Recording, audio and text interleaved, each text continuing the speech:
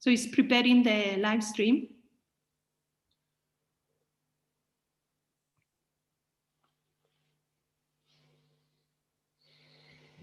Okay.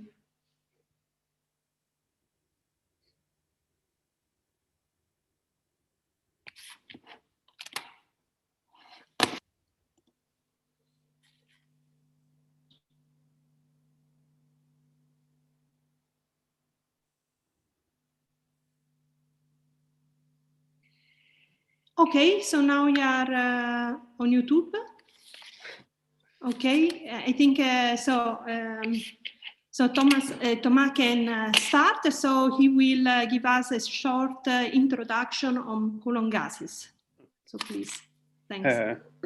Well, thank you, Alessandra and Amanda, for organizing this and inviting me, and of course, thank you, Sylvia, for suggesting I could give this talk.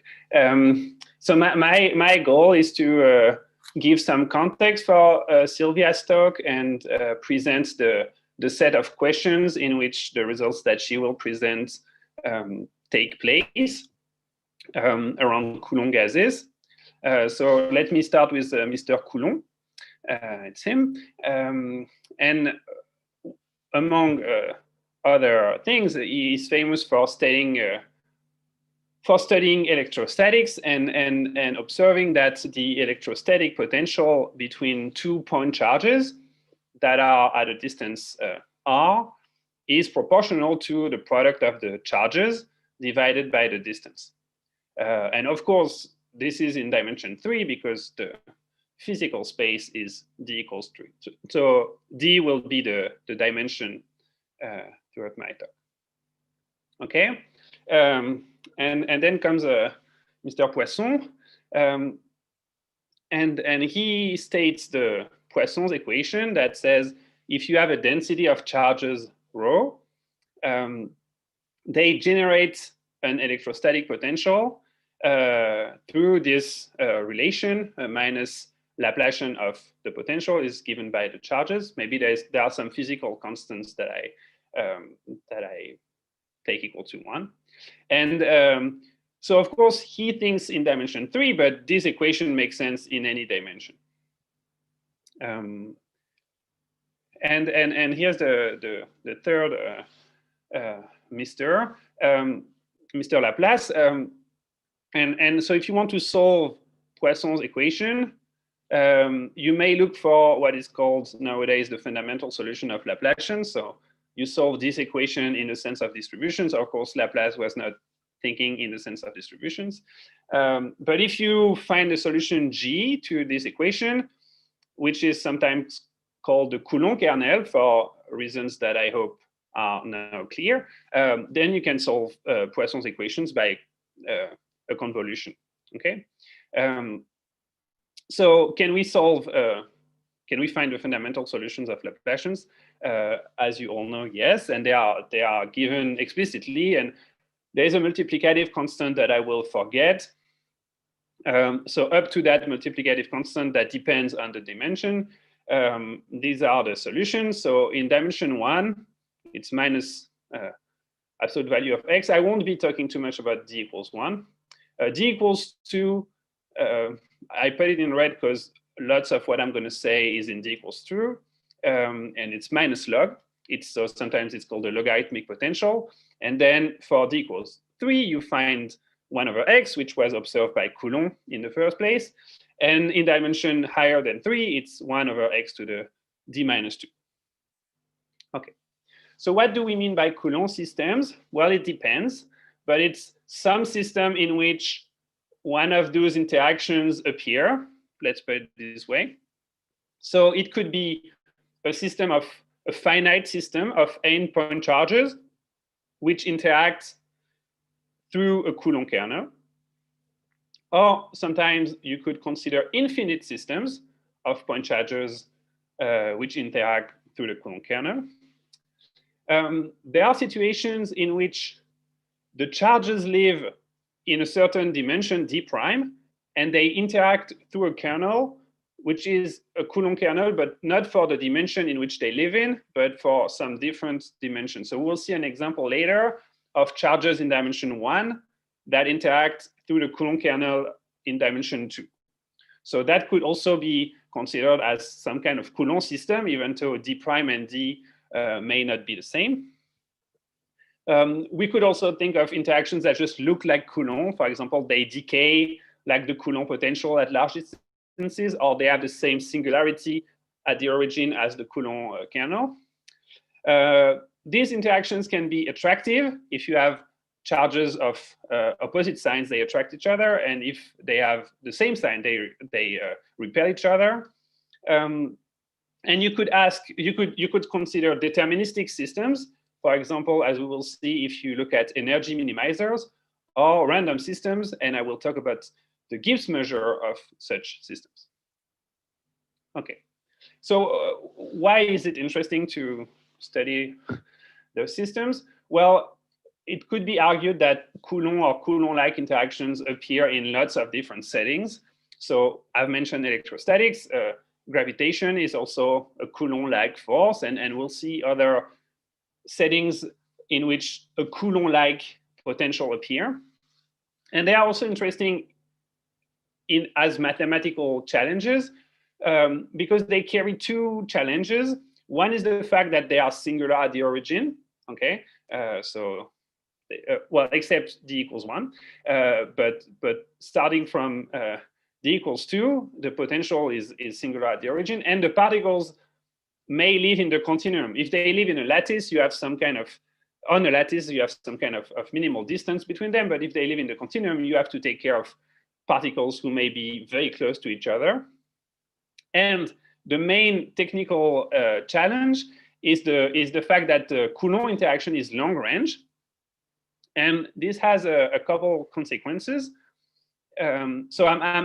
These are informal consequences, right? It's not a mathematical statement, but I mean, that is a mathematical statement.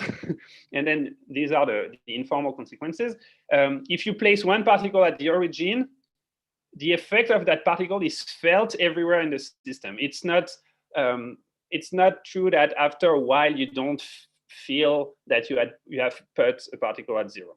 And one consequence of that is that the energy is not spatially additive. So if you split the system into two parts, it's not clear that the energy of the whole system is going to be the sum of the energies in the subsystems, even up to a small error. And also it raises the questions of how to define the energy of an infinite system. Even if you look at the energy per unit volume, since you don't have this spatial additivity, it's not clear how to define. Okay. So now let me study, or at least introduce a prototypical Coulomb system. So I will talk about the one component Coulomb gas. So fix a dimension and fix a finite number of particles and look at xn, which is an n tuple of positions of particles in Rd. And let's think of these particles as carrying the same charge +1.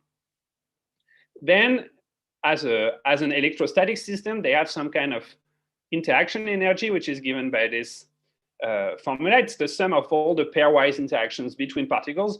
Please note that I don't consider self interactions because this is infinite as soon as d is larger than 2. Okay. If I just consider particles with the same charge, they will repel each other at infinity. So I need to force them to stay somewhere. That's why I add a confining potential V. There are two options for V. You can take some fairly smooth function on Rd, or you can fix some compact set and then say V0 on lambda and plus infinity outside. So that will force particles to be in lambda. And then we're going to add that confining potential to the definition of the energy. So there are the pairwise interactions plus the effect of the potential. And please note that I scale the potential like n in order to confine the particles somewhere. Okay. So that's the energy of the system. And if I do, say, statistical physics, I introduce some parameter beta, which is thought of as the inverse temperature, and which may depend on n. In what I will say, it will be fixed, but you could take beta depending on n if you want to look at very high temperature or very low temperature, or if that's the right scaling for what you want to study. As you will see in Sylvia's talk, beta sometimes scales with n. And so once you have the energy and your value of beta, you can consider the so-called canonical Gibbs measure. So you treat the system as being random and distributed according to this measure, and it's made of 3 parts. dxn is the Lebesgue measure on rd to the n. Okay, this is called the red part is the most important part. It's the Boltzmann factor, and it says that if you have a high energy, you're penalized because the density is exponential minus beta times the energy. And then there's dn beta, which is simply the normalizing constant, and it's called the partition function. So it's just the integral of this, so that Pn beta has the total mass 1. The partition function seems to be just a technical object so that I have a probability measure. It turns out to be very relevant for physics, and it encodes lots of information. In particular, so you can look at this as a map from beta to the real numbers. And if this map is not okay, so for finite n, it's going to be smooth, but you could detect what physicists call a phase transition by studying the large n limit of Zn beta and studying the regularity of that as the function of beta. So in that in that perspective, we treat a Coulomb system as a random system. So the state of the system is a random variable distributed as p and beta, and it has values in finite endpoint configurations. Okay, so this particular system has been studied in the physics literature because so if you take the option 2 for the confining potential, if you impose the particles to be in a certain box, then the system becomes equivalent to what is known as the Gellium. So I copied a definition from the introduction of the paper by Lieb and Narnhofer. It's a neutral system of charged particles interacting with a fixed uniformly charged background. And that was studied, among other reasons, as a toy model for actual matter. So of course it was studied in dimension 3 because that's the physical case, but also in dimension 2. So these are a few references. But besides that motivation, those systems were also studied as toy models of statistical physics. And there's been a huge literature in the 70s and the 80s around these questions, and they were studying what is called as Debye screening in the systems. And they raised a lot of questions that are still unanswered in a mathematical point of view. And these systems have also been studied in mathematical physics. They have connections with the so-called fractional quantum Hall effect. And there is also a link that I will discuss later with non-Hermitian random metric theory. So it appears in different settings and with different motivations in mind. So that was a random system. There is also a deterministic question attached to it, which is to find the minimum of the energy, right? I defined Coulomb energy plus confining potential. You could try to fix n and minimize among all configuration with n points, and that's a very difficult problem. It is relevant, so it's relevant as the ground state, as physicists would say, but it's also relevant for reasons coming from constructive approximation. If you find the points that minimize those energies, those might be good points to choose if you want to do interpolation. They are known as Serfaty points. And there's a connection with the random setting. That is, if you take beta equals plus infinity, you formally find the minimizers. And this is an old problem. As you see, it was already asked more than 100 years ago, and then it appears again in Smail's lists of problems. And very few answers are known. So for d equals 2, you expect the points to look like a triangular lattice, but that's open.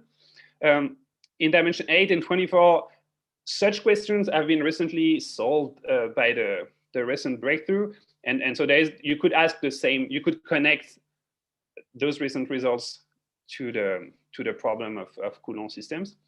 And it's conjecture that for large D, the optimal solution is not ordered. It might not be a lattice. Okay. I want to mention, so that was the one component plasma. I want to mention also the two component Coulomb gas, because that's also a model that appears in the physics literature a lot. That's only dimension 2. So the Coulomb kernel is minus log. And here you have n particles with a +1 charge and n particles with a -1 charge. So the interaction becomes both, and then one and the -1, they attract each other. And they attract each other so much that the system is well posed only for beta small, which means for high temperature. And the physical reason would be you need high enough temperature that the attraction between the plus and the minus is broken by the thermal agitation. And there is a link between this model of the two component Coulomb gas and other models of statistical mechanics that have been studied a lot. Okay, so let me go back. That was just, I just wanted to mention that, but let me go back to the one component plasma, okay? And to fix IDs, I'm going to take V to be smooth.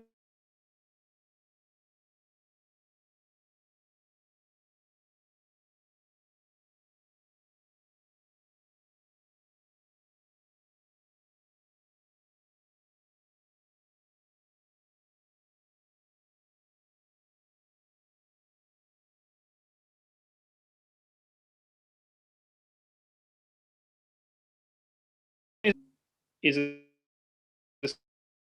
a double sum with also of order n square. So this term and that term have the same order n square.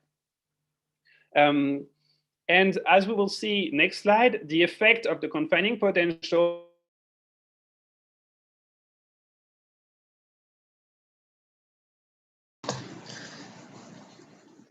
Sorry, Thomas, we keep losing you. Maybe if you could hide your video, then that might make the bandwidth work a bit better.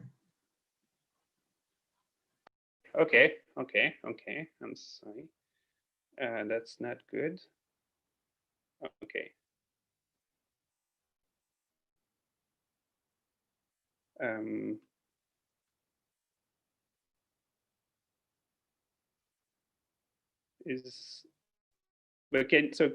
Is it okay?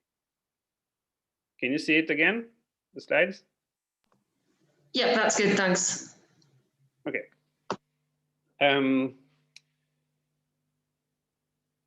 Okay, so I was saying that the confining potential, as we will see next slide, is indeed a confining potential. So the particles, there is no restriction on where they can live, because it's a Lebesgue measure on R2.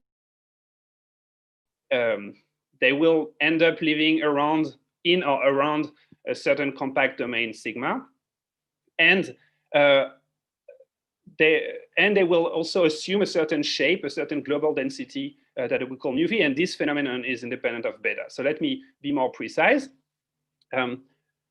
I can encode the global system through this quantity, the empirical measure. So I take I put a Dirac mass on each particle and I divide by n. I get a probability measure on R2. And it's easy to see that the energy of the system can be rewritten in terms of the empirical measure. So we have n squared, because as we've noticed, it's of order n squared. And then there's this quantity that can replace that quantity. It's just a rewriting. Okay. And since the Boltzmann factor that defines the probability measure says that if you have a large energy, you have a small Boltzmann factor, so you have a small density, and you have exponential minus n squared small if that quantity is large, you would expect that the system will concentrate where this quantity is the smallest, and that is indeed the case. So the empirical measure, which is a random quantity, it converges to the unique minimizer of that functional, which is a deterministic quantity, which depends on V, obviously. And that we will denote by mu V. And this is called the equilibrium measure. So when you fix a certain confining potential V, you get a mu V, and the system will arrange itself to look like mu V. So part of this are very old results. The fact that there exists a unique minimizer and so on. This has nothing to do with probability in a sense. It's purely classical potential theory. And if V grows fast enough, then the system has to stay within a certain compact domain. And so the question becomes, well, can we say what is mu V? Well, we can say what the density of mu V is. That's fairly easy. If you write the Euler-Lagrange equations, you will find that the density is given by the Laplacian of the confining potential on the support. But the problem becomes, what is the support? And that can be challenging. But in some cases we know, and so for example, if V is quadratic, then you get the disk and you get the uniform measure on a disk, which is sometimes called the circular law. And that does not depend on beta. Okay, so that quantity mu V, it depends on V, but it doesn't depend on beta, and the convergence holds for any beta. So there's a typo. I meant beta much bigger, not G, much bigger than n-1. So actually, you could take beta small, and it's still. I've taken beta fixed, but you could take beta small depending on n, and as long as beta is much bigger than 1/n, then you still get that result. And so one formal way to state that convergence result is through a large deviations principle. So as you can see, if you fix a small ball around mu V, then the probability of observing your system, so the empirical measure close to the equilibrium measure, is very big. And you can write in large deviations language, this is the rate function, and you can write it explicitly in terms of the functional IV. Okay.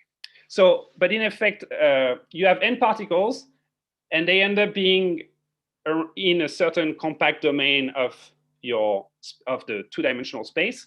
So you have two scales that appear. There's the global scale, which is the scale of sigma, which is of order 1, and then you have the local scale, which is the scale of between two particles, and that's n to the -1/2. And then everything that's in between, I will say it's a mesoscopic scale. So I've talked about D equals 2, but similar results hold for all D, and actually for interactions that are more general than just Coulomb. You get an equilibrium measure with compact support, and this depends on V strongly, but not on beta. And then the empirical measure converges to your equilibrium measure at very high speed. And that gives you a global scale of order 1, and then a local scale, which is n to the -1/d, and then mesoscales in between. And in Coulomb cases, the density is always proportional to the Laplacian of the potential that you're imposing, but the support can be tricky to understand. And actually, you can relate that to what is called as what is known as the obstacle problem. And the regularity of the boundary, can be very tricky to study. But once again, there is one case in which it works well. If you impose a quadratic potential in any dimension, you will get the uniform measure on a ball. Okay.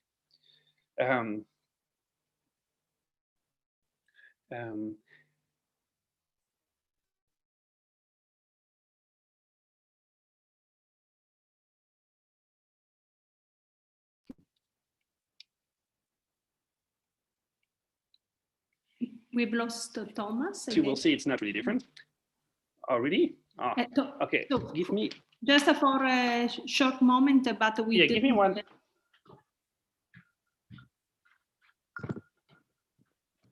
Can you hear me? Yeah, now we hear you. Okay. Let's try this way. I'm sorry. Technology is tricky. Okay. Did you lose me a long time ago? No. Okay. So that part was fine? Yes. Okay. Yes. Okay. So I was saying that I'm gonna talk about something that looks different, but as you will see, is not really different for a minute. So for a minute, I want to talk about random matrices. And so in the world of random matrices, you have some classical ensembles of Hermitian random matrices that you obtain by taking n by n random matrices, Gaussian coefficients, and those coefficients, you can take them real or complex or even quaternionic, and then you obtain three models that are known as GOE, GUE, or GSE. And when you choose your coefficients, you take them independent, but you impose a symmetry. So in particular, you get real eigenvalues. And it turns out that you can compute the Gern distribution explicitly. And what you get is that the random eigenvalues, they are distributed like the particles of a two-dimensional one-component Coulomb gas, which is what I've been talking about, with quadratic potential. But of course, I have real eigenvalues. So these particles are restricted to the real line. And the value of the inverse temperature parameter that you need to take is 1, 2, 4, depending on GOE, GUE, GSE, which means depending on whether you take real or complex or quaternionic variables. So this is known sometimes as the Coulomb gas analogy to study random matrices or those models. And this was observed already in the 60s. And actually, there's a generalization for, so this is these classical ensembles is beta is 1, 2, 4, but there's a generalization for all beta and actually for all V. And so the statistical physics system that corresponds to taking a two-dimensional one-component Coulomb gas and restricting it to the real line is known as the one-dimensional log gas because the two-dimensional Coulomb kernel is logarithmic. Okay, and the same holds. So you have some kind of equilibrium measure, which is known in random matrix theory, and it's usually what you get is the semicircle.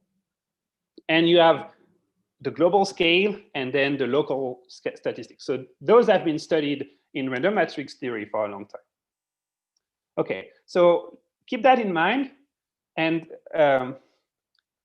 let me go back to the set of questions. So we have defined a system, and then we've understood, in a sense, the system at global scale because we know that the empirical measure mu(n) converges to a certain deterministic object mu v. And so what's next? What is there more? What's more to understand? Well, one question could be, okay, I know that mu(n) converges to mu v, but what's the size of the difference? And we could ask the question in a dual sense, so fix a test function and ask what's the size of that. And that I will call the fluctuations of phi. And well, you could ask the question if phi is smooth, and you could take phi that lives at some mesoscopic scale, or you could take phi that is not smooth, that is the indicator function of a domain. And again, you could ask the same question at mesoscopic scale. So you have a bunch of questions in that direction. So that will be one set of questions, the questions about fluctuations. Okay, and then in a different direction, there are questions about the local arrangement of points. So I will talk about it more in the next slide, but to summarize the type of questions, it's you pick a point, not a particle, just a point inside the support of the equilibrium measure sigma. And since you want to see the local scale, you're going to zoom in by n to the 1 over d. And the questions are, what do we see? Does it depend on beta? Does it depend on v? Does it strongly depend on v? Etc. So let me be more precise. If you zoom in by the right factor that takes you to the local scale, then you're going to see some collection of points in RD. And typically, two neighbors are now at distance 1, because they were at distance 1, n to the -1 over d, and you've zoomed it, okay? And that's a random collection of points, and I will call that a point process. The first question would be, does it have a limit as n goes to plus infinity, right? This is a random variable with values in finite collection of points. Does it have a limit? And if yes, I'm going to say there is existence of the limiting point process. It is not given at all that this exists, and even that it exists up to a subsequence is not obvious at all. Of course, if you zoom around x bar, then there should be a density that is given by mu v of x bar. So so what you're going to see depends on v, but is that density the only influence on v? And if you do that for different betas, do you get something different? Whatever you're getting, this local arrangement, can you characterize it in some variational way? What I mean is that mu v, so the global arrangement, we've obtained it by minimizing a certain energy functional. Could we do the same for the local scale? And then, of course, there is a question of, okay, when beta goes to 0 or plus infinity, do we see something that that is very different? And is there some sharp phenomenon in between? So is there some kind of phase transition between 0 and plus infinity? So I talked about the random matrix world and the 1D log gas because most of those questions are known in the 1D log gas. So in this 2D Coulomb system that is restricted to 1D. You get central limits, a central limit theorem for the fluctuations. So if your test function is nice enough and the confining potential is nice enough, then if you measure the difference of between mu n and mu v tested against phi times n, and if you prefer, that's a different way of writing it. So you test phi against each particle and you subtract the mean field limit. This has a Gaussian limit. And please note that there is no 1 over square root n normalization like a usual CLT, right? So this is of order 1, not of order square root n like it would be for IID variables. Okay. And this is true at mesoscopic scale. So you can take a test function that is supported on some mesoscopic scale, and you will still get the same result, still with no normalization. So that's for the fluctuations. And in the different set of questions for the local arrangement, if you do the zooming procedure that I've just talked about, but in your 1D log gas setting, so to be precise, let's choose a quadratic confining potential, in which case the equilibrium measure is given by the semicircle law, which is usual in random matrix theory, and we're just seeing it with a statistical physics point of view. And the support is -2, 2. Well, you can pick a point in -2, 2, x bar, okay, and zoom in by n, because that's the right scaling, and look at the particles that you see around x bar at that scale. And that's a random collection of points. Well, this has a limit in distribution. Depending on whether you are at the edge or inside, you will see something different. And those are very non-trivial results. So just proving the existence of a limit is very difficult. Plus, those papers, they prove the limit, but they also well, they give a way to understand the limiting point process on top of that. But even just proving the limit is very difficult. So this is known. The existence of limiting point processes is known. And there is some kind of universality that is also known. So that's nice for 1D log gases. But what about true Coulomb gases? So Coulomb gases that are not restricted to a sub manifold. Well, at least we could try to see numerically what we see. So that's beta small, so that's high temperature, and that's a 2D one component Coulomb gas. Okay, and that's beta large, so low temperature. You see that in both cases, the points are in a disk and they are kind of uniformly spread in the disk. But of course, we observe something very different. This is disordered and this is much more ordered. So here are some numerical observations that have been made for a long time. The local behavior depends very much on beta. And you see some kind of order that increases as beta increases. And it depends on V, but only through a scaling. So only through a number of points per unit volume, not in dimension 2 at least.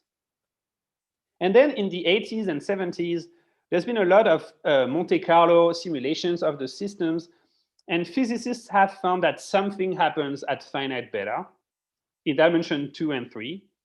What is that something is not clear. And then finally, there is the question of minimizing the energy, so taking beta to plus infinity.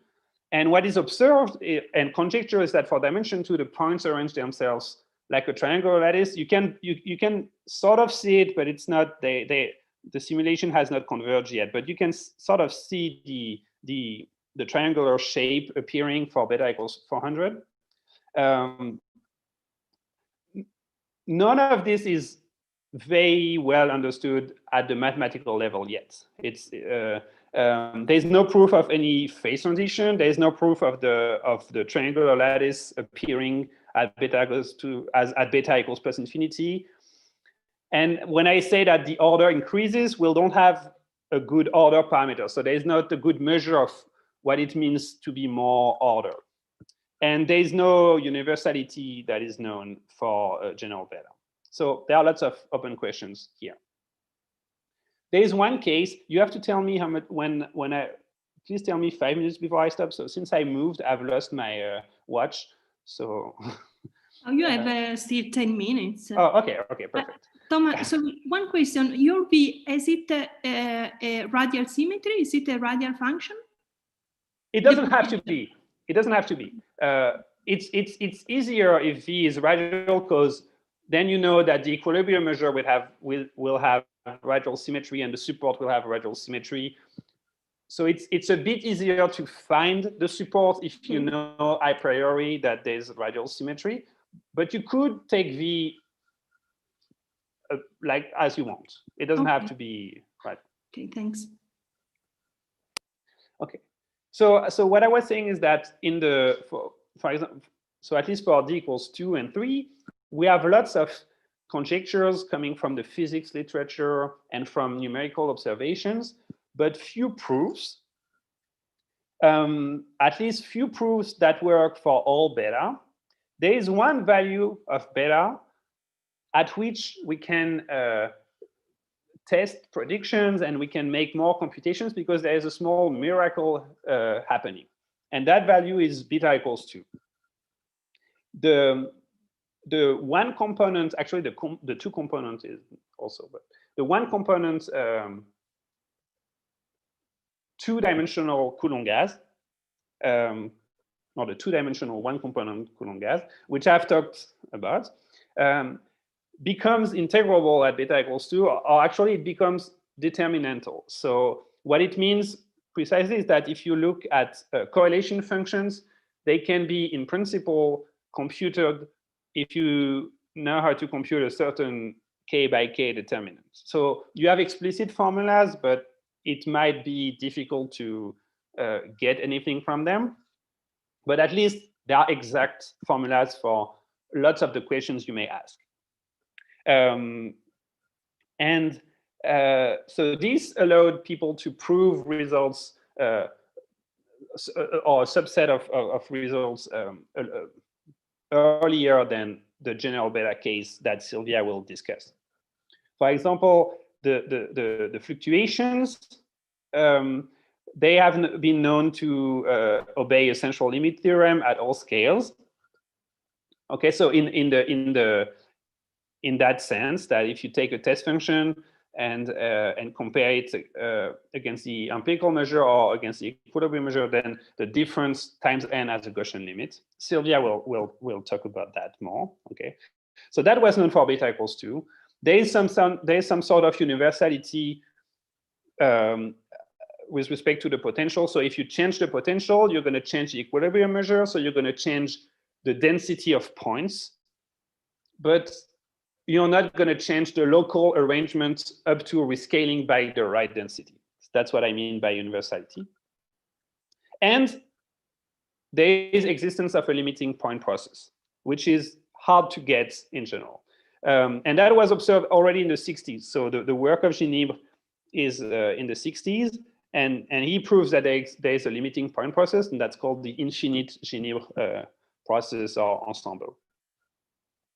And so many quantities, as I said, since there's this determinantal property, you can compute or estimate many quantities, sorry for the typo. And that model, which we can see as a statistical physics model in dimension 2, it arises if you do non-Hermitian random matrix theory. That is, if you take an n by n matrix and fill it with IID complex Gaussian coefficients, then again, you can compute the distribution of, now you have complex eigenvalues, and the joint distribution of those eigenvalues is exactly a two-dimensional one component system for beta equals 2 and a quadratic potential. And this Ginibre ensemble has some interesting properties. So let me just once more explain how I obtain the infinite Ginibre ensemble. I take a one-component two-dimensional Coulomb gas, beta equals 2, quadratic confining potential. I sample it for n large, okay? And then I look at the points that are near the origin, and I zoom by square root of n. I get a configuration, I get a collection of points, okay, that are at distance 1 of their neighbors. That's a random object. It has a limit in law, and that limit is the infinite Ginibre ensemble, okay? So it is a probability measure on infinite point configurations in R2. And I scale it so that there is 1 point per unit volume on average, okay?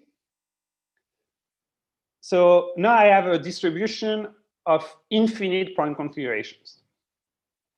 And so I can count points in big boxes. Basically, that's all I can do. When I have a big collection of points, I can take big boxes and then count points in those boxes, and the counting will be random, of course. So for example, I can take a big disk and count the number of points inside the disk and look at the variance of that. That scales like R. For a Poisson point process, so for IID points, in a sense, for an infinite collection of IID points, it's R squared. Anytime that you're less than R squared, you are called hyperuniform, or sorry, it's not super, yes, that is super homogeneous. And this notion has been put forward by Professor Torquato, who is a theoretical chemist. And it seems that it has importance for him. So in that, if you have a theoretical chemist mindset, then those properties are relevant for it. So the Ginibre ensemble is hyperuniform. It has another intriguing property. Take a big disk, or actually any big shape, but let's take a big disk, or not even a big disk. Let's just take one disk, okay? Let's look at the configuration outside the disk.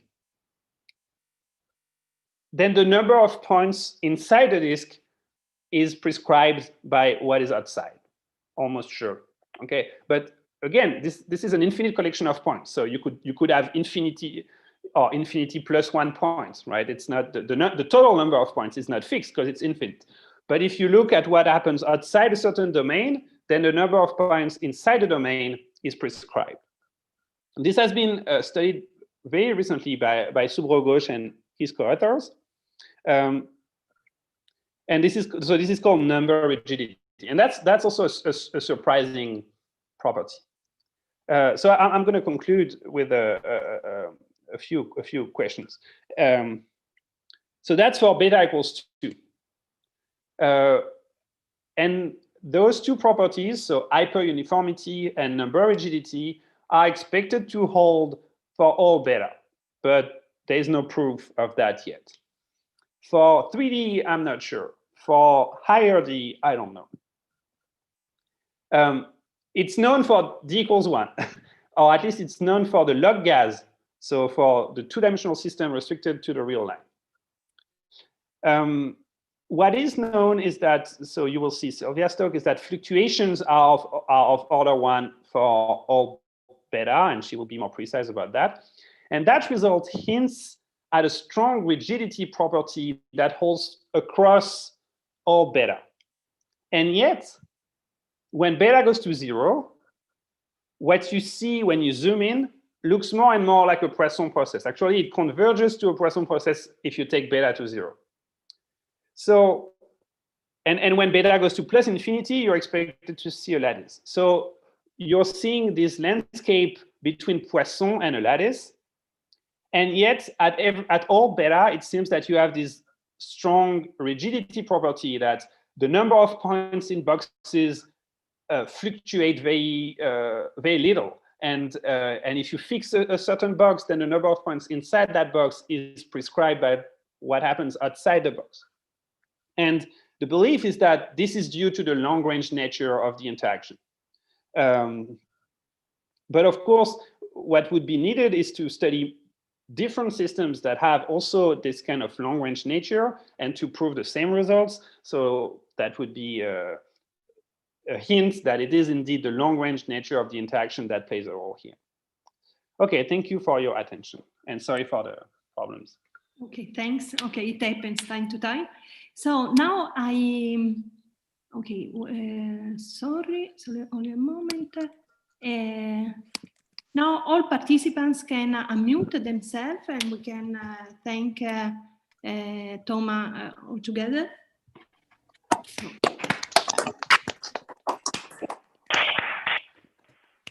Also for the psychological strength to face with these situations.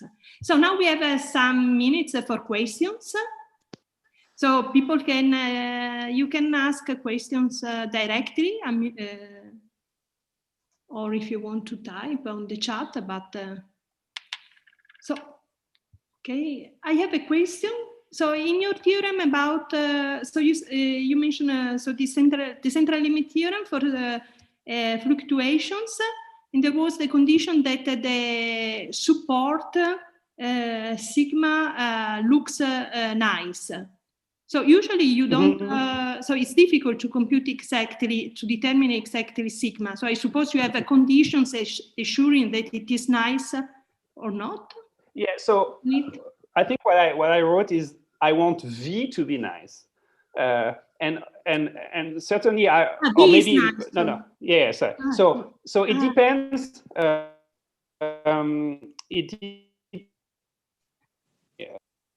Oh, okay, I didn't see well. No, sorry.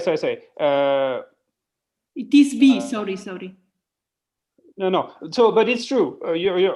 So it depends on whether you allow the test function to touch the boundary or not. So if you ask the question for a test function that, so maybe let's say I don't know yes. The regularity of its boundary.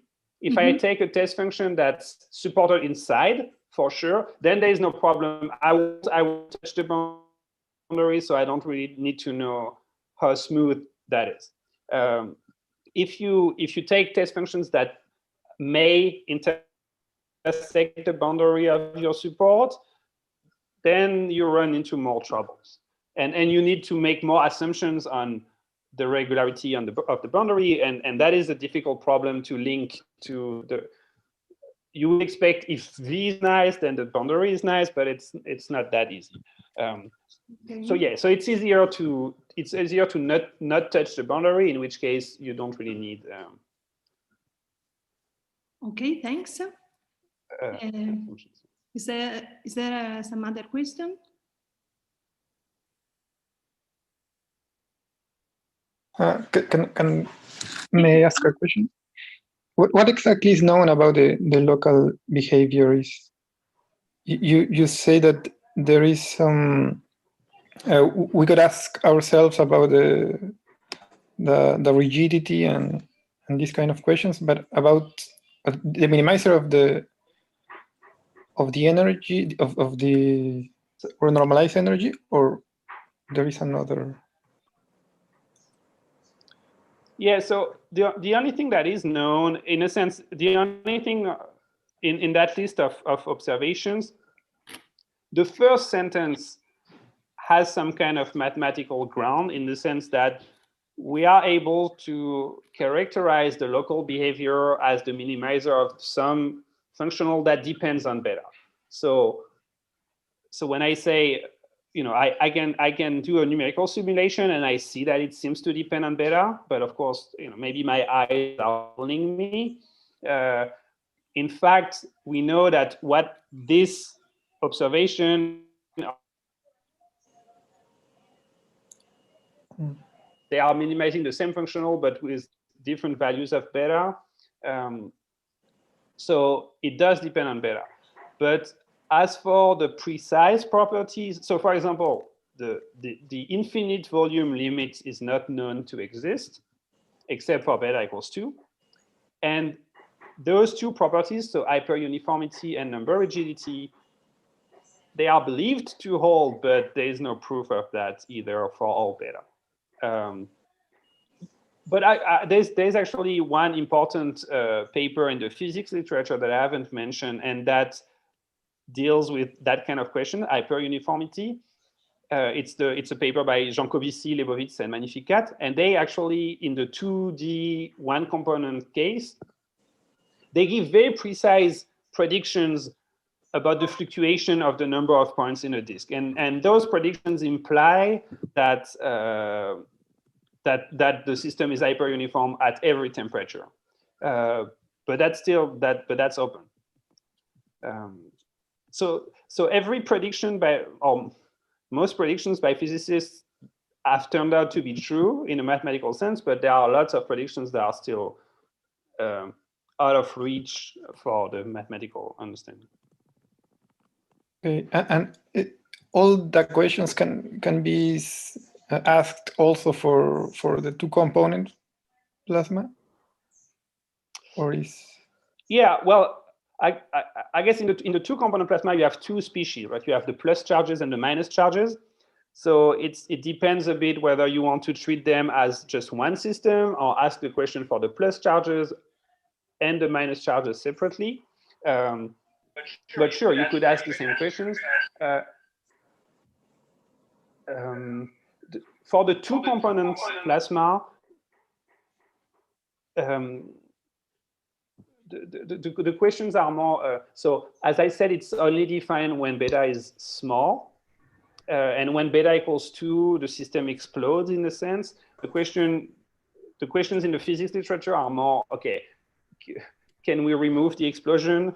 So can we truncate the system in a sense that the explosion does not appear, and what happens exactly when beta equals 2 and then 4 and so on. But you could ask the same question. But if I may, the situation is different for the two-component plasma, because then the particles go 2 by 2. They form dipoles, of pluses and minuses. But the dipoles don't interact very much, so you lose this sort of strong interaction property that you have in the one component. And instead, you expect to have a Poisson process of dipoles, more or less. So the rigidity is not expected to be the same as in the case where you have just one sign. And you can have a phase transition.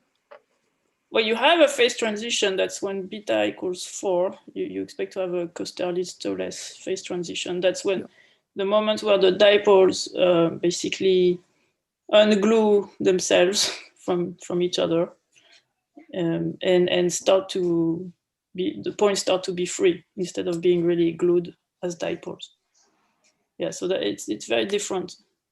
It's a very different phenomenon than in one component. Okay, so Thank you. It was interesting.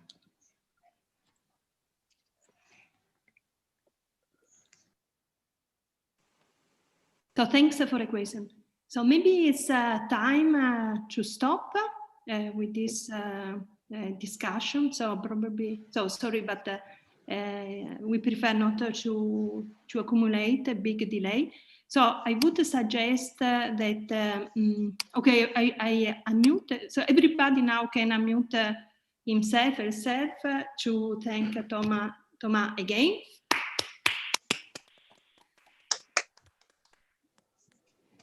Okay, so I leave the chair to Amanda. Maybe it's good to have a break, a few minutes break. Yeah, so shall we have a 5-minute break so people can go and grab a cup of coffee? And so we'll start at exactly at 5 past the hour. Okay.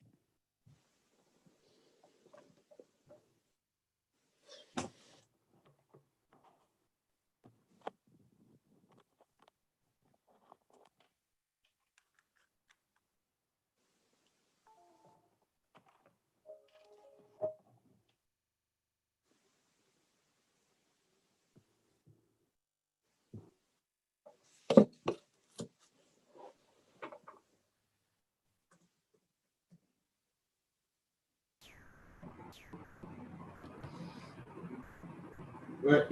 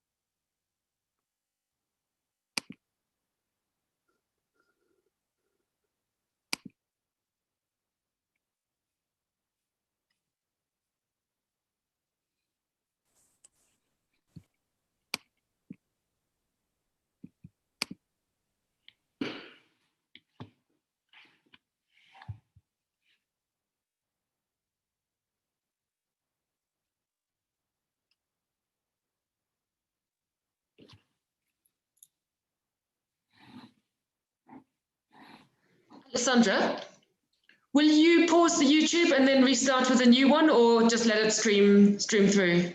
No, that is for a few minutes. I didn't stop. That is, we start in 2 minutes. So okay. I could stop. I think then it will be in 2 separate videos, might make it easier for people if they want to just watch one. No, I don't stop. So it's a Okay. live stream. So if I stop, I have to start from the beginning, so a new video. Oh, okay. All right. So it's just going to stream through. Okay. Anyway, it's a short break. Okay. No, that's fine.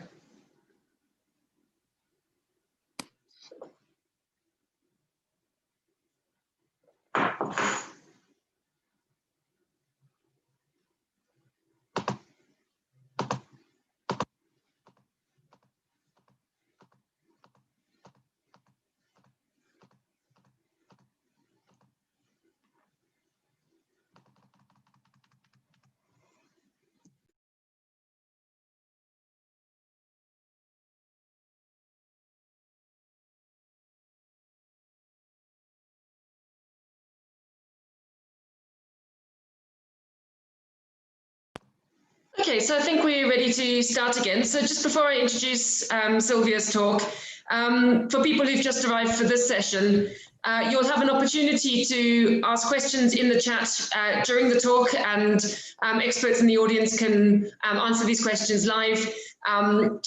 If appropriate, Alessandra and I will interrupt Sylvia with the questions during the talk. Otherwise, at the end, there'll be a standard discussion session where you can ask your questions as normal.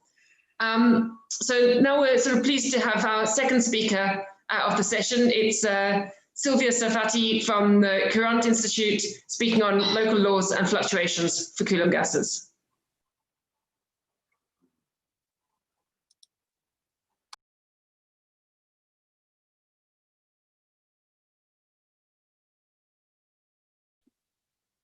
Can you hear me? Yes, yeah, we can hear you now. Okay, well, thank you very much for the invitation. And thanks to Thomas for doing a very nice job in introducing the context and background for the talk. And my talk would be, in comparison, the sort of technical part of the discussion, but trying to answer some of the questions that he was raising in his talk. So let me remind you the notation and the setup. We want to consider this energy, the sum of pair interactions, V, the confinement potential. We take G to correspond to the Coulomb interaction, but also sometimes we generalize to possibly other interactions. So either the log, minus log in 1D, which Thomas explained is important. It's the 1D log gas, or sometimes more general powers of the inverse distance with powers S, where S has to be between D-2 and D, and D-2 is what corresponds to Coulomb. Okay, so we will be interested in the Gibbs measure as formulated here, like in Thomas' talk, but I took a slightly different normalization of the temperature by putting here this factor beta N2 over D-1. It's just for convenience, because in the end I can take beta that depends on N if I want, but it will give cleaner results to state it like this. And if you're interested in the 2D Coulomb gas, which is maybe the most famous instance of the Coulomb gas, then this factor is just 1, so it doesn't matter very much.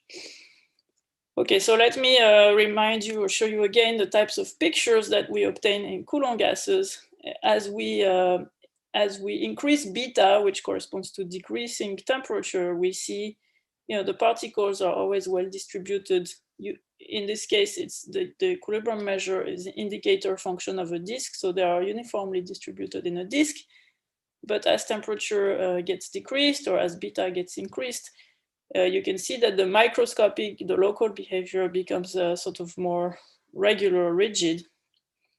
And you see this expected crystallization when temperature goes to 0, more and more. And so one first way that we're going to try to describe this is going to be via large deviations principle for the empirical fields. And the empirical field is, in this setting, it's these point processes that Thomas was referring to. So here is the rough picture for introducing the theorem. We have the support of the equilibrium measure. The points are there. Their typical distance is n to the -1 over d. That's the micro scale. And we're going to zoom to see point processes. So let's say we zoom here, we see a configuration of points there. So we zoom by this factor, that's more convenient, mu v at x times n to the 1 over d. So if we zoom here, we see one configuration, we zoom here, we see another thing, we zoom there, we see yet something else. And as n goes to infinity, what we want to do is define an energy for these, for the limits of these point configurations. So as n goes to infinity, these things will fill up the whole space. And you define their energy W, but it's not quite the energy of the configuration, or let's say, it's the energy of a system, of an electrostatic system, which is a sum of Dirac's, a sum of positive charges at all these points, minus a negative uniform charge. Let's say -1, you can normalize it to be -1. And this system, a system like this is called a gelium in physics. So it's positive charges, but neutralized by a uniform negative background charge. And then you can define a sort of total Coulomb interaction energy despite the system being infinite. So it's not so clear how you sum, infinite number of interactions, but I will give you a little later a definition for this energy W, which we introduced. And then all you have to do is you have to sum the W's over the possible blow-up centers. So since there's an infinite number of them, it's actually an integral, not a sum. So you integrate or you average the W's that you obtain, and the average is denoted W bar. Right, so you integrate over all the support of the equilibrium measure. And the result is going to be formulated in terms of point processes, as I explained. So let me remind you, on the left, this is the Poisson point process, complete independence between the particles, and so a certain type of uniformity, but disorder. And on the right-hand side is the picture of the Ginibre point process that Thomas mentioned, which is what you obtain when beta equals 2 in dimension 2, the determinantal case, the only case for which the point process is really quite completely described. And here we refined the fact that the particles repel each other, so they don't like to sit on top of each other like in Poisson, so they are strongly dependent.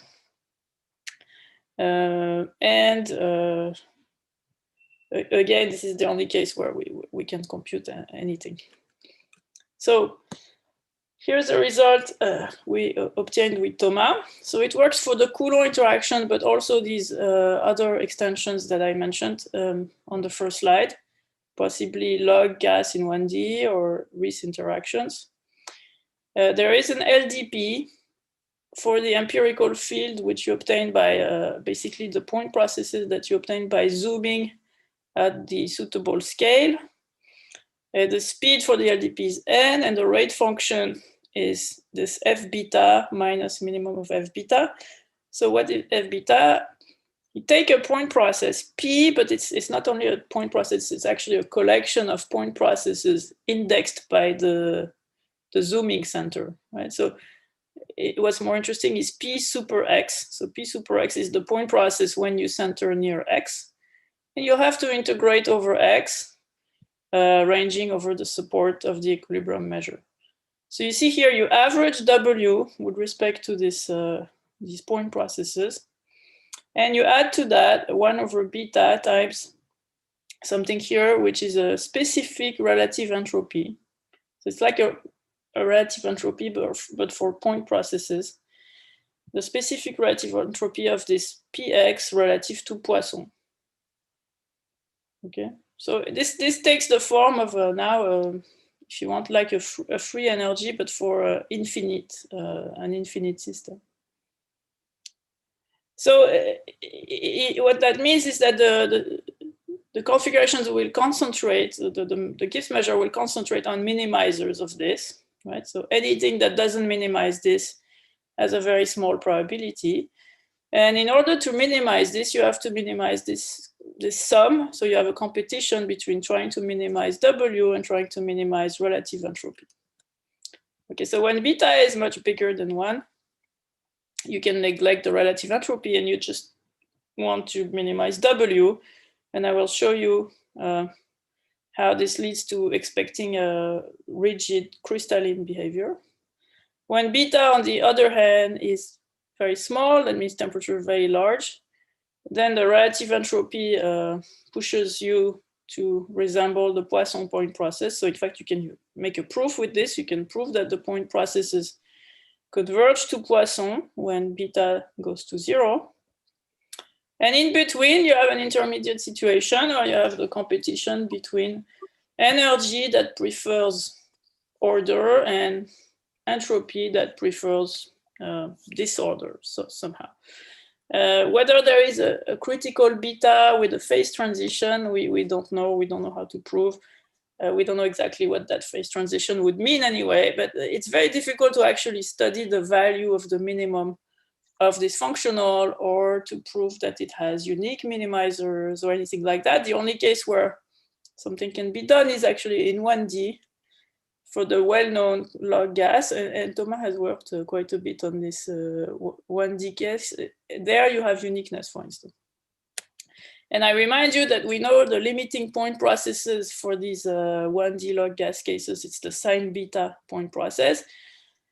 And in 2D, in the particular case of beta equals 2, we also know the Ginibre point process as the limit. So this provides another characterization of these point processes. They are actually minimizing this, this sum of beta energy plus relative entropy. It's a variational characterization of that. Since Thomas talked about the two-component plasma, the case where you have pluses and minuses, we have a similar nature result for beta below, for beta smaller than 2. That's in a result with Thomas and Ofer Zetoun.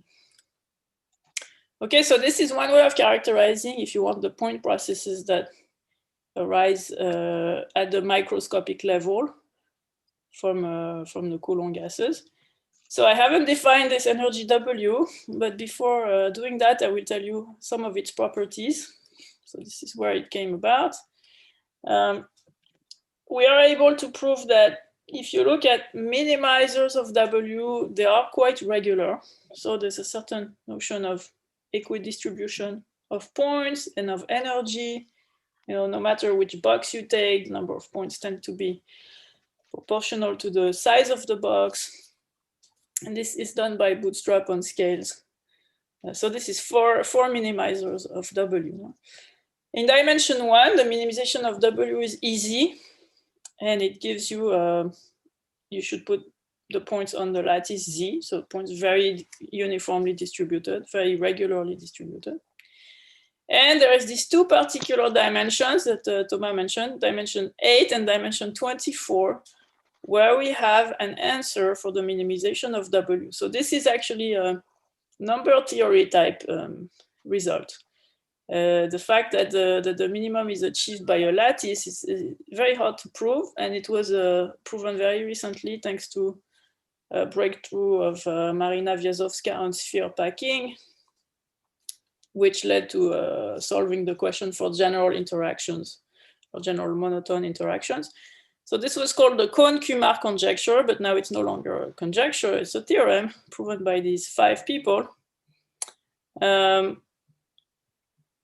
So the particular lattices that you may have heard about or not, this E8 lattice in dimension 8 and this Leach lattice in dimension 24 minimize W. They furnish the minimum. So it was proven not quite in this form by this team. So what we did in a paper with Mircea Petrache is to show that their result implies the result for the Coulomb interaction, which is, you know, not a big step. Okay, but so what is proven here is that you can really reduce, when beta is very large, you can reduce the problem to the minimization of W. So in dimension 8 and 24, this is a proof that configurations crystallize to these lattices, if you care about Coulomb gases in dimensions 8 and 24. Other dimensions are difficult. Probably, I mean, it's sure that if dimension is larger than like 9 or something, it should not be lattices. There's very strong indications of that. And in dimension 2, it should be a lattice. It should be the triangular lattice. That's part of the Cohn-Kumar conjecture still. But that proof here does not apply for now in dimension 2, so it remains a conjecture equivalent to some other conjectures that, you know, we had made or other people had made in various contexts and inspirations. So it should be the case that in dimension 2, at low temperature, your system resembles a triangular lattice. We have almost a proof, if you want.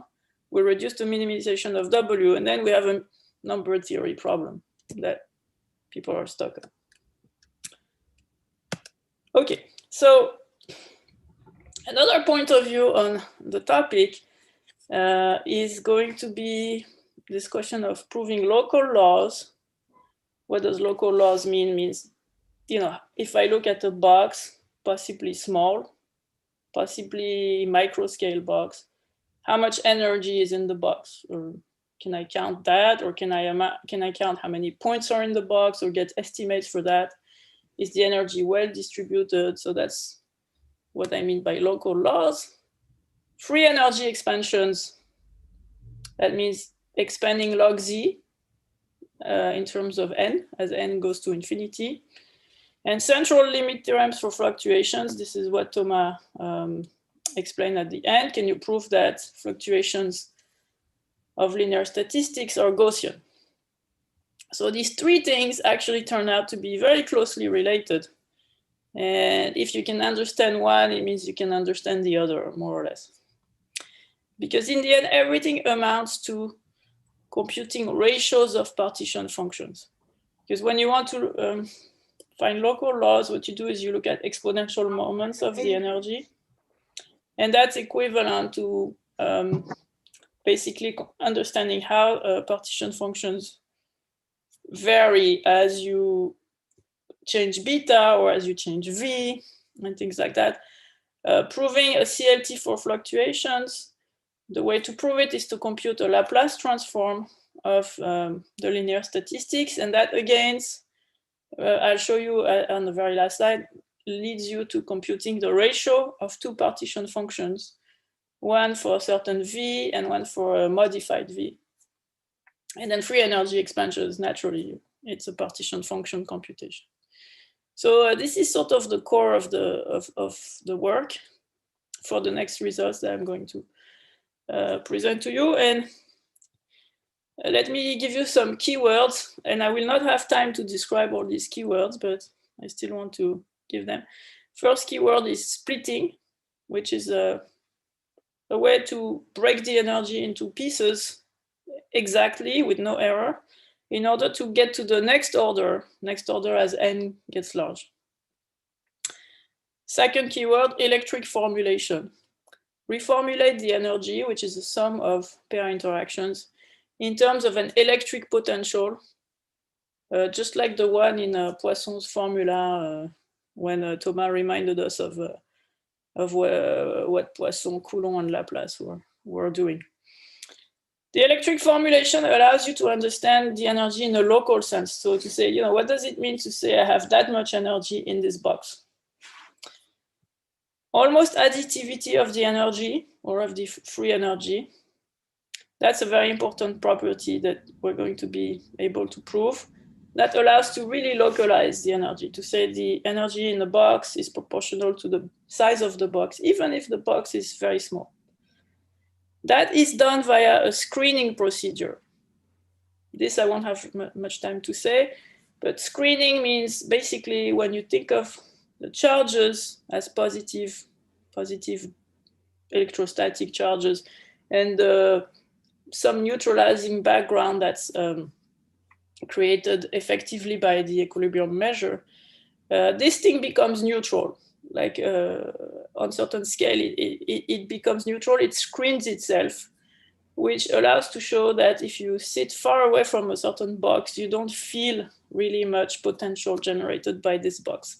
And you can make that into a procedure that allows to prove the almost additivity. And last keyword, a transport method, like in optimal transport, if you want, but not optimal necessarily, which allows you to evaluate ratios of partition functions. We talked about how that's important, by a change of variables. So computing a new partition function as a function of a previous partition function is just doing a change of variables and trying to see what happens when you linearize with respect to the variation of your potential. Okay, so let me be more specific now. I want to talk first about the splitting, but in this context, I want to also mention something that follows on what Thomas was discussing, the fact that you can treat general beta. You could be interested in letting beta depend on n. There's reasons for that. And in particular, if you want to understand what happens when you move from Poisson to the very rigid crystalline behavior, it's something to do. And we saw in his talk that at the macroscopic level, the system is always governed by this equilibrium measure. That doesn't depend on beta. So mu v is the thing that's minimizing this energy, if you remember.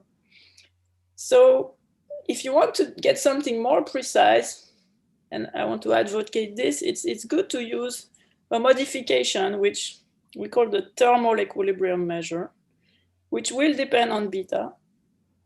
So it's the same energy as before. You want to minimize something here that's the same energy as before, plus a little bit of entropy. You see 1 over theta integral of mu log mu. And what is theta? Theta is a new parameter, which is beta times n to the 2 over d. So if you think of beta as fixed, theta is very large. So indeed, this is a small perturbation. But this small perturbation is an important little correction. When beta becomes small, actually, it becomes more and more important. And you see that, in fact, the right condition is not that beta is very large or very small, it's that theta is very large. So everything will work as long as theta is very large. And that means that beta should be much bigger than n to the minus 2 over d. So you can take beta depending on n going to 0, as long as it doesn't go to 0 too fast. Okay, so as long as this is true, then this thermal equilibrium measure, mu theta, resembles the equilibrium measure, and you can get precise asymptotics. But instead of being compactly supported like the equilibrium measure, remember the equilibrium measure was compactly supported, like in a disk, for instance, or something. The thermal equilibrium measure has tails. So it has exponentially decaying tails. That's due to this entropy term here. Okay, and this introduces now a new length scale. What is the size, characteristic length scale of these tails, of this decay, if you want? It's 1 over square root theta. You can prove that. And this scale is beta minus 1/2 n to the minus 1 over d. So because of this. So you see, it's like your micro scale, except multiplied by beta to the minus 1/2. So this is the length scale for macroscopic rigidity, or what I mean is it's the length scale of these tails. It turns out to also be an important length scale for the microscopic rigidity. So when beta becomes very small, this thing becomes quite large. And we will see how this length scale comes back. So anyway, what we do is we split the energy with respect to this mu theta. We plug it into the computation for the energy in integral form. And you can see that this is complete algebra. There is no estimate here. This is true for any configuration. You can split the energy as the leading order n squared term, that's E theta of mu theta. So E theta is defined here in red. Some term that's also explicit, and some next order energy F that comprises here, so this should be a G, sorry, the total Coulomb energy of Coulomb interaction of the sum of Dirac's at the points minus n times mu theta.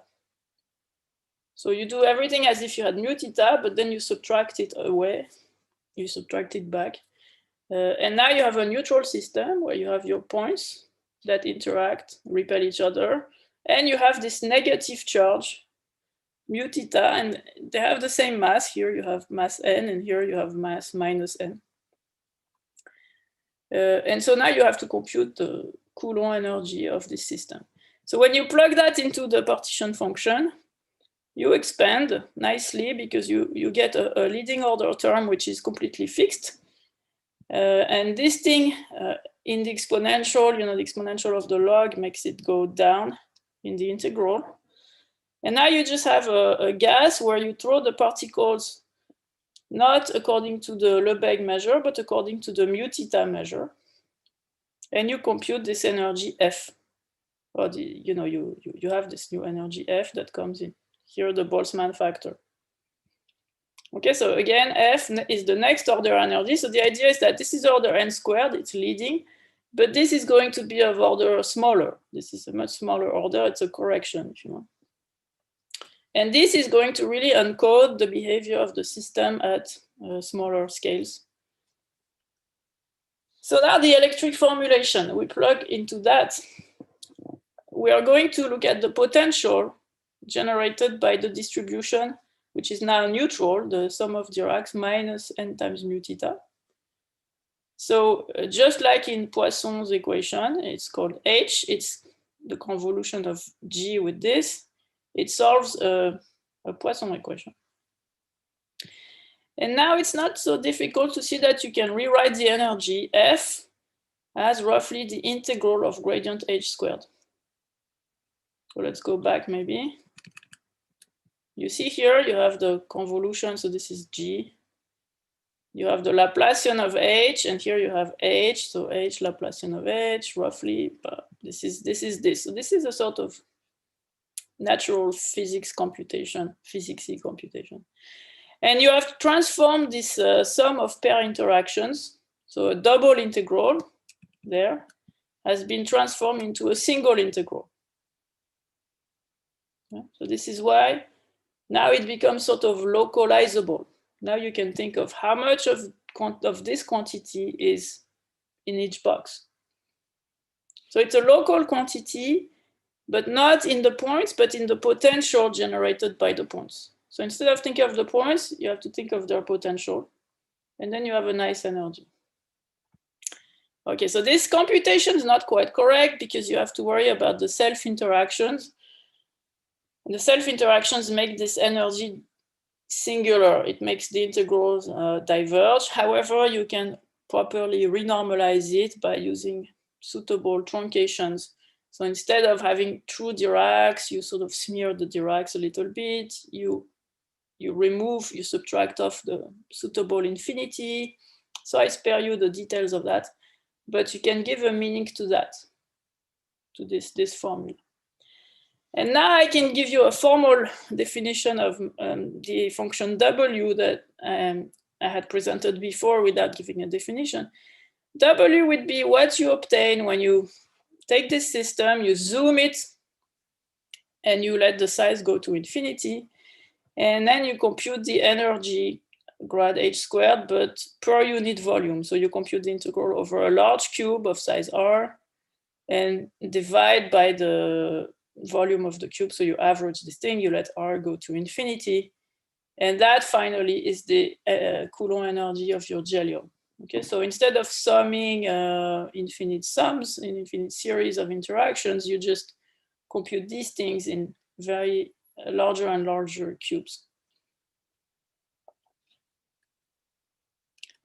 Okay, so let's state the results of the local laws. Local laws are obtained by a sort of renormalization method, which means a bootstrap on the scales. So what we want to show is that this energy F is well distributed. That if you look at a cube, possibly a microcube, the energy remains controlled by the volume of the cube. So it's easy to prove it at the macro scale. You have it almost trivially. But then what you want to do is prove it by going to smaller and smaller scales. So you assume you know it at a previous scale. You use that in your estimates to do this screening procedure and blah, and then you get it at a slightly smaller scale. And then you repeat and you repeat until you're stuck. Okay. So all I'm saying in this part is all Coulomb, only Coulomb, no Rees, log, just the Coulomb energy. We're going to have a little correction term that happens in dimension 2 at small temperatures. So if d equals to beta less than 1, we have a logarithmic sort of correction, which is there for a reason. And other than that, chi of beta is just 1. So when do we get stuck? There is going to be a minimal scale. So let me maybe just first explain the setup. So I need to be in a region where my thermal equilibrium measure is bounded below. So it's sort of the bulk, right? We need to be in the bulk, not in the tails. We blow up everything. So we zoom everything by n to the 1 over d, and now things that are blown up get prime in the notation. So xi prime are the blown up points, mu theta prime is the blown up equilibrium measure. This is the lower bound on its density. Okay, so now we have a very big support of the thermal equilibrium measure. It's possibly of size n to the 1/d after I blow up. And so when I go down to my smallest scale is size 1 now. It should be of size 1 because I've blown up everything. So if I manage to get to a size of order 1, I'm at the micro scale, or even a large constant. Not 1, but a large constant. Okay, so that's going to be the R.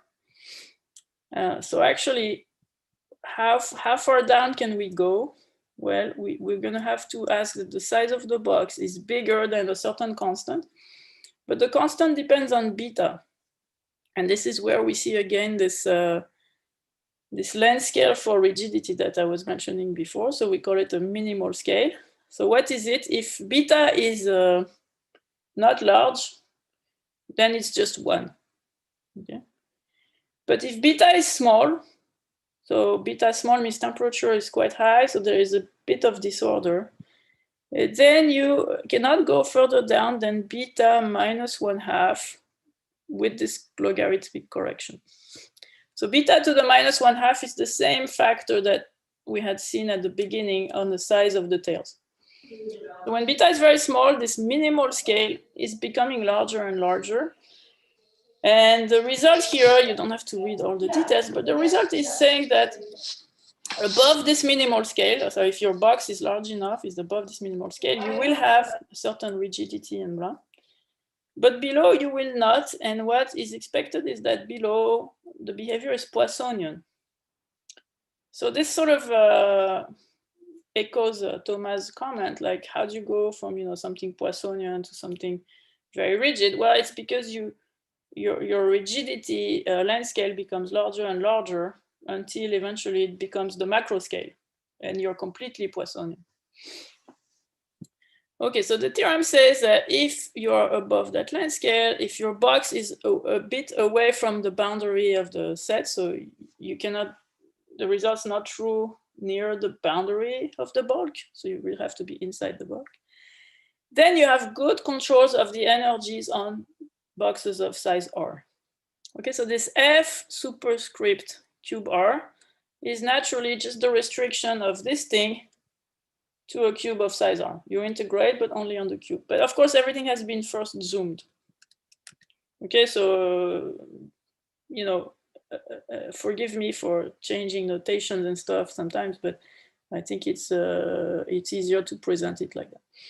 Okay, so we have even exponential moment control of these energies in cubes of size R. Control is in terms of the volume of the cube. So it means that typically, except with very small probabilities, the energy in those mesos cubes or microcubes is bounded by the volume. And once you control the energy, you control a lot of stuff, because the energy actually controls, for instance, the discrepancy in the number of points. So look at this. Take this quantity and integrate it in a cube. It's going to count how many points you have in the cube minus the integral of the equilibrium measure in that cube. You expect that they're very close, but this is going to give more precise controls on these types of discrepancies. So again, exponential moment controls on the squares. These are not optimal estimates, but they're already giving you a quite strong rigidity. You also can obtain concentration inequalities, for example, for linear statistics. If you take a smooth test function xi, and if you integrate it against this difference, so test it against the points or test it against the thermal equilibrium measure, the difference between the two will be quite small typically compared to the number of points in the box. Okay. So this result is valid in any dimension bigger than 2 for the Coulomb gas for these very broad regimes of beta. In fact, the only condition, as I said, is that theta has to be large, not beta, but theta. And in dimension 2, previously, there were results of Thomas and Bauer, Schmidt, Burgan, Nicolas, Yao when beta is kept fixed, not depending on n. And they were valid down to mesoscales, so just a little bit above the microscale. But a corollary of this result now, the fact that we can go down to the mesoscale, is saying that if we have a fixed beta, thanks to the second item here, we will control the number of points in micro boxes. So if you have for fixed beta, if you take a certain fixed size, the number of points in the box of fixed size is bounded independently of n, typically, except with very small probability. And that is enough to get tightness of the point processes, because if you bound the number of points in a fixed size boxes, you can extract subsequences which converge. And so we can show that there exists a limiting point process up to a subsequent. The up to a subsequence is disappointing when one would want to show that you really have a limiting point process, a unique limiting point process, but we cannot prove that. However, this is better than nothing, which was the previous situation. Okay, so I said that these local loads are very closely related to free energy expansions. In fact, the proof goes together. You prove both at once. So what can we hope to get about free energy expansions? So I just want to mention that in the physics literature, there are some predictions. So first of all, Lieb and Leibowitz had proved that you can find an expansion up to order n of log z. That's called a thermodynamic limit. In dimension 2, physicists even give you a precise formula. So they say that if you look at log z, so divide by beta, for instance, here, you should get an order n squared term as n goes to infinity, and you expand. The leading order term is easy to compute. It's our E of mu v, essentially. It's this energy of mu of the equilibrium measure. Then you have an n log n term, which is also not so hard to guess by scaling. You see it coming out. Then you have an order n term with a coefficient that depends on beta and also depends on v. And then they say that what's left should be powers of n to the 1/2 log n constant term, and then negative powers of n to the 1/2. And they give even some predictions for these constants that are in front. So this is very, very precise. And the only thing that we can really access for now mathematically is this coefficient in front of n. So that's what I was talking about when I said the next order. But this thing, for instance, the fact that next order is n to the 1/2, we're not there yet. And I would mention some results. And what's actually pretty fascinating is that they give you these predictions on these coefficients. So they don't quite predict all the coefficients, but if you take two different expansions for two different v's, so for them, they do it on manifolds, and changing v corresponds to changing the metric on the manifold.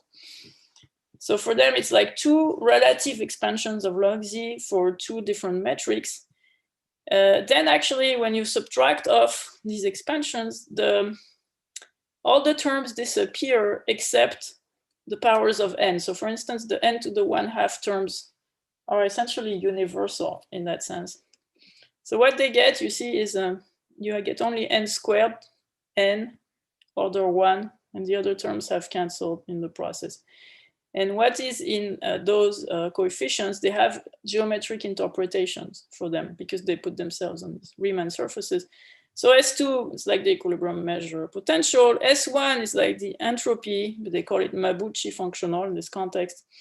And SL is called the Liouville functional.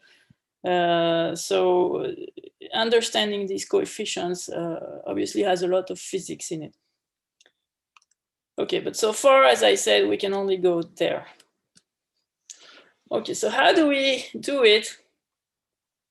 We try to implement this idea of almost additivity of the free energy. So the idea is we're going to go back to the electric formulation, and we're going to use two variants of the energy. So instead of computing the energy in the whole space and then restricting to a cube, we're going to just place ourselves in a cube and look at two different potentials. One is a potential where you solve Laplace U equals, so let's say the measure is normalized to be 1 here. So you solve with right-hand side sum of Dirac's minus 1 in a cube, and you put 0 Dirichlet boundary condition. Or other variant, you solve the same equation, but you put 0 Neumann boundary condition. Okay, so what's nice with these boundary conditions is that if you compute the associated energies, so compute them like that, there is this issue of the renormalization by truncation, but I neglect that. So I write everything as if there was no problem. So you can compute these two possible energies, right? And one is smaller than the other always. And one works well by restriction. So it means that if you have 2 cubes, the energy on the biggest cube is bigger than the energy on the 2 small cubes, or the sums of the energies on the 2 small cubes. So it's going to be subadditive with respect to gluing cubes together. And the other one is going to be, well, the energy is going to be superadditive, but the free energy then is going to be subadditive because the free energy has a minus sign. And for the other one, you will get the opposite behavior. It will make a partition function that's super additive because the energy with Neumann boundary condition on a big box is smaller than the sum of the energies with Neumann boundary conditions on the smaller boxes. So this way you will define 2 possible free energies, log Kn, and log Ln. You can normalize them by the volume. And because of the sub and superadditivity properties, they have a limit. So one is above the other, and they converge to a limit as r goes to infinity in a thing like that. And the benefit of this is you get a rate of convergence because they converge monotonically. If you can estimate the difference between the two, the distance to the limit is sandwiched between the two, and so that gives you a rate of convergence. So the goal now is to prove as r goes to infinity, what is the difference between the log k and the log L? In other words, what is the effect of a boundary condition, if you want? Like if you put a boundary condition, how far do you have to go in order to stop feeling that there was a boundary condition? And the answer is, in fact, the boundary conditions only has a surface effect, as you would expect. So as soon as you come inside a little bit, you forget your boundary condition. And the difference between these two guys is going to be like 1 over r, which is the ratio of the surface by the volume.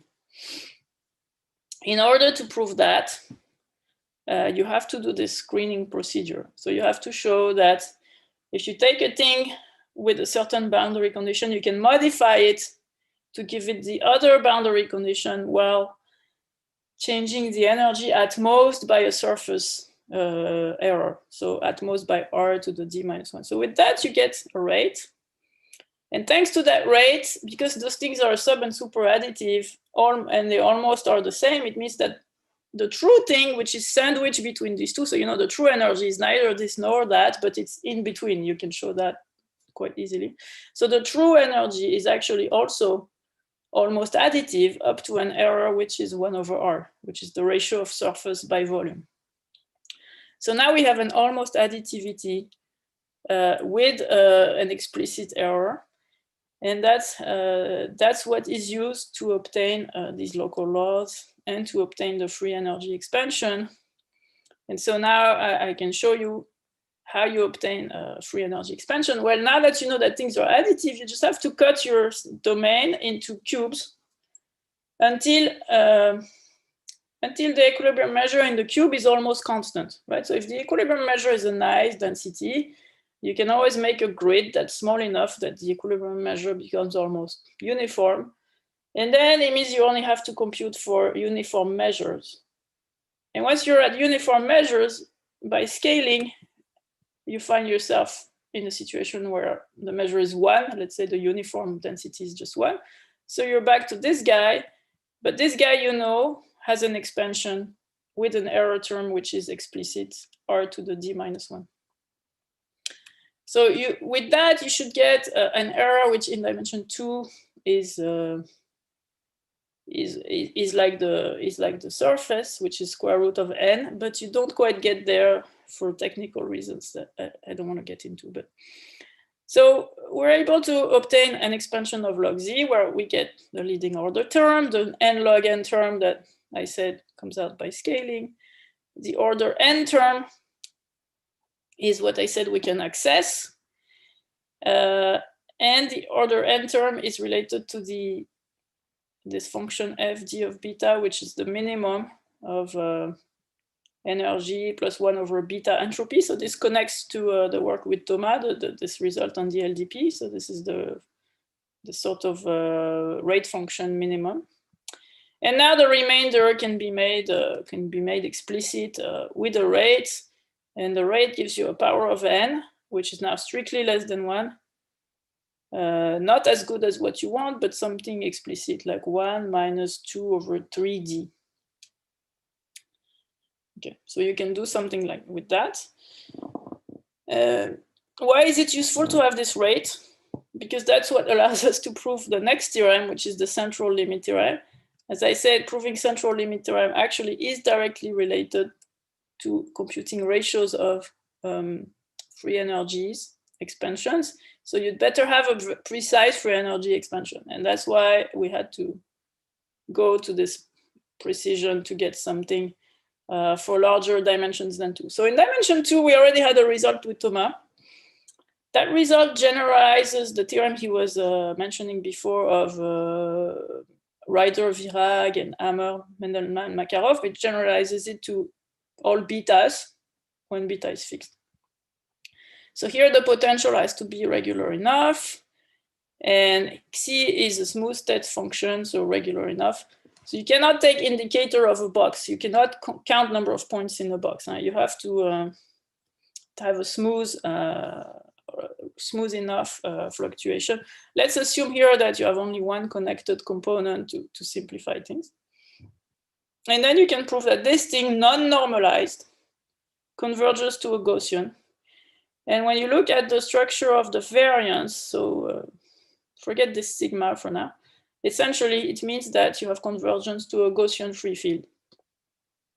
Convergence of what? Well, of the electrostatic potential of the inverse Laplacian of the sum of Dirac's at the points minus n times the equilibrium measure. So this was the result we had, and there was a very similar result by Schmidt, Burgal, Nicola, and Yao.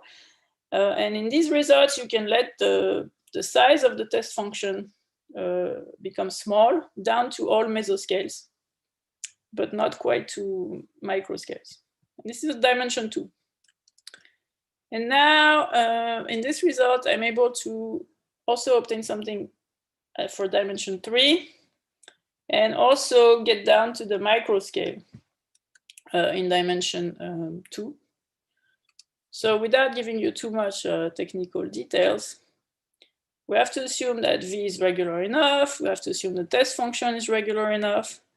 And in dimension 3, we have to assume also that this function fd, so it's like this thing here, minimum of w plus blah, blah, blah, this thing that allows to detect phase transitions is smooth also near the values of beta you're considering. So it means you basically have to be away from phase transitions. Okay, and then you can look at microscales, but down to the minimal scale. You cannot go below the minimal scale. So there is this limitation, which is quite natural, because below the minimal scale, you don't expect that things are behaving in the same way, in the same rigid way.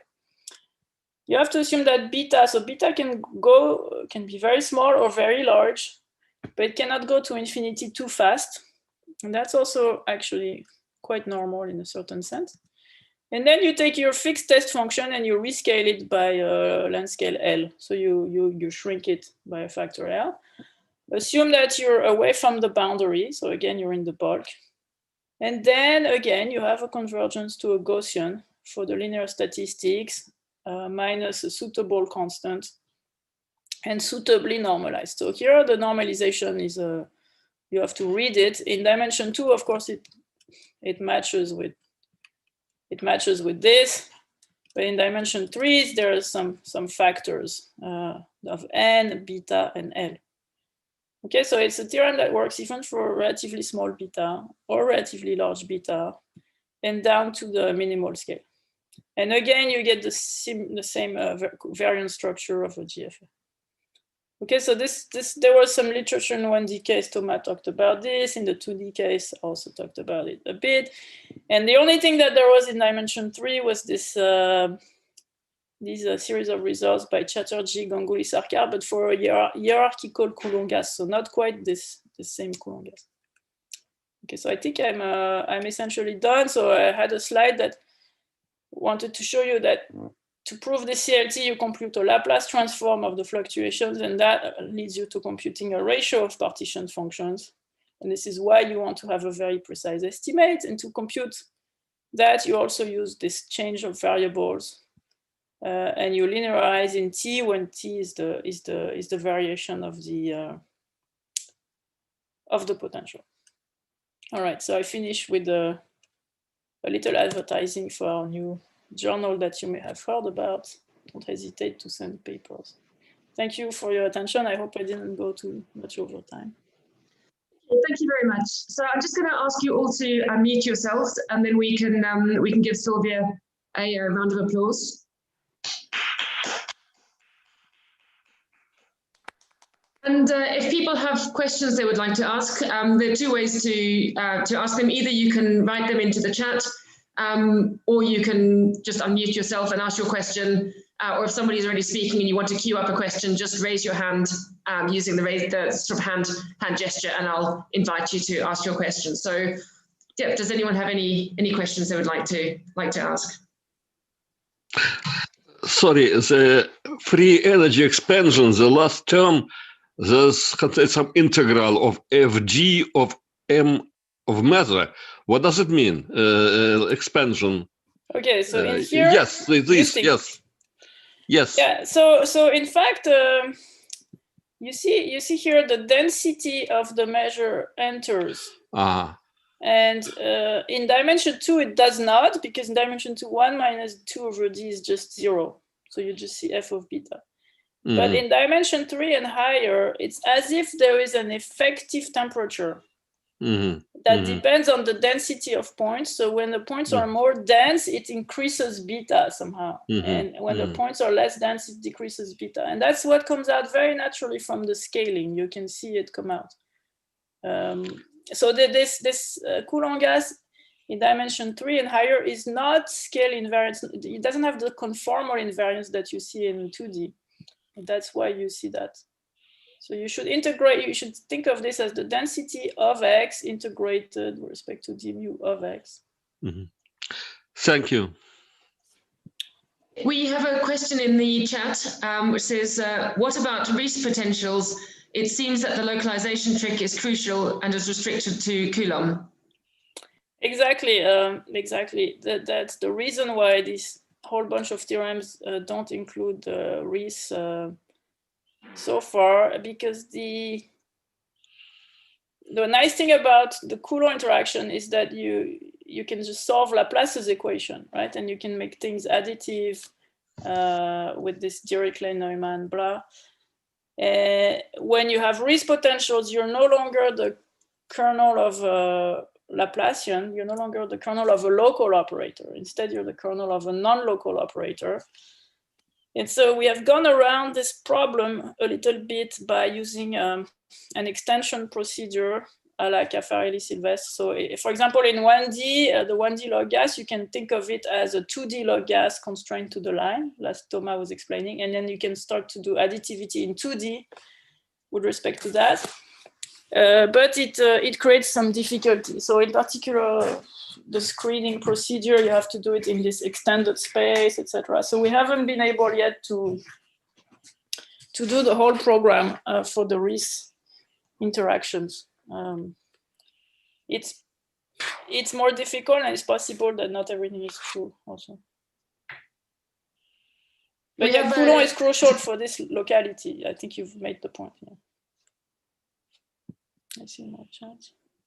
We have another question in the chat saying, could you comment on the relation between rho beta and the Debye length? Debye length? Debye length, sorry, yeah. Yes, I think they are related. I don't want to say something completely wrong, my physics understanding, but yes, definitely the micro scale and the bi-lengths and this rho beta are all quite related. I think it's a question of giving a mathematical definition of the bi-lengths. If you give me a mathematical definition, then I can make the comparison more clearly. For me, the bi-length is the length at which things get screened, right? That's what I understand. And so that's the micro scale indeed. Are there any final questions that people would like to ask? So I have a question. So if you consider, for example, the sphere with Coulomb potential, but the sphere, have you some results in this direction? So you mentioned the conjecture of physicists, but is there something rigorous? Okay, so if you want to look at the logarithmic interaction on the two sphere, for instance, then there is a result about minimizers. So without temperature, it has been studied by Betterman and Sandier, and basically they use stereographic projection to get back into the plane with an effective potential. And they show that you have the same convergence to minimizers of W. So I think you could do the same with temperature. Nobody has done it, but it's possible. And but in higher dimensions, it hasn't been done very much. So yeah, I think all these things on manifolds are doable. It's just a matter of having the energy and time to look into them carefully. But it's an interesting test, a bit like the torus, because you have no boundary, so you don't have to worry about boundary effects. On the other hand, you still have what they call scars, because you cannot put a triangular lattice on a sphere, right? Geometrically, you cannot. And so you have these one-dimensional defects that arise, and people want to understand them, including physicists. But that's very hard because you would need to go to even next order in the energy. So, beyond the order n, at the order 1, there you should start to see effects like that coming up. Okay, thanks. Okay, thank you very much. I think we're just about out of time. So before we go, just an announcement that next week's speakers are going to be Lorenzo Zambotti and Francesco Caravena. And so just once more, I'd just like to invite you to unmute yourselves and thank both speakers from today's session.